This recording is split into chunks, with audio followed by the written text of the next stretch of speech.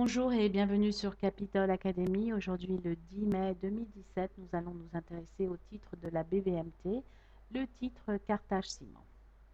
Donc, les analyses précédentes ont montré que le titre Carthage-Ciment est en train de former une tasse avec sa anse. Il est en train de former également ce qu'on appelle une épaule, tête-épaule, ici représentée en vert. Donc, nous avons les deux scénarios, soit à la hausse, qui confirmera en fait la tasse avec la hanse, et s'il réussit à casser le niveau entre 2 dinars 7, 2 dinars 8, il aura un prochain objectif de l'ordre de 3 dinars 7. Mais pour cela, il faut qu'il casse cette zone de résistance, la ligne de coup de la tasse avec la hanse.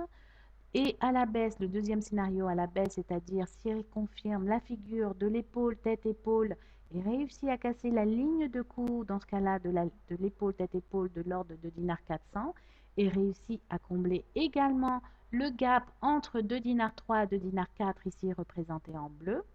Dans ce cas-là, nous nous attendons à un objectif qui définit par l'épaule, tête-épaule, qui est de l'ordre de 2 dinars, dans la zone des 2 dinars, 2 dinars 100. Donc, nous avons les deux cas de figure. À la hausse, 6 cassures de ces fameux niveaux entre 2 dinars 7, 2 dinars 8, prochain objectif 3 dinars 7 déterminé par la tasse avec la hanse. Et à la baisse, 6 cassures du niveau 3 dinars 4, 3 dinars 3 qui représente la ligne de coup et le gap, ici représenté en bleu, on aura un prochain objectif défini par l'épaule tête-épaule en 2 dinars 100. Donc, il est intéressant aussi de voir que le RSI nous donne ici qu'il y a une cassure du RSI indiquant qu'il y a une possibilité avec un pullback qui s'est formé dernièrement, possibilité plutôt à la hausse. Ce sera confirmé dans les prochains jours. Ça, c'est le RSI qui nous donne ce signal.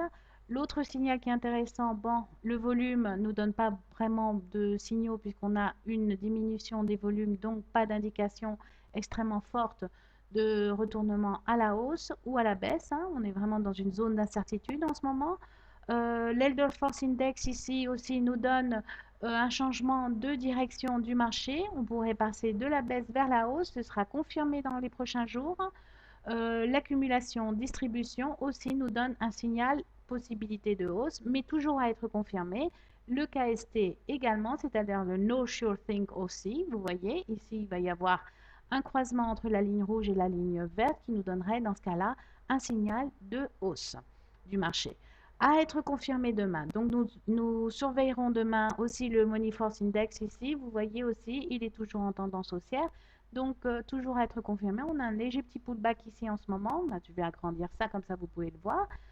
Il y a un petit léger pullback en ce moment à être confirmé.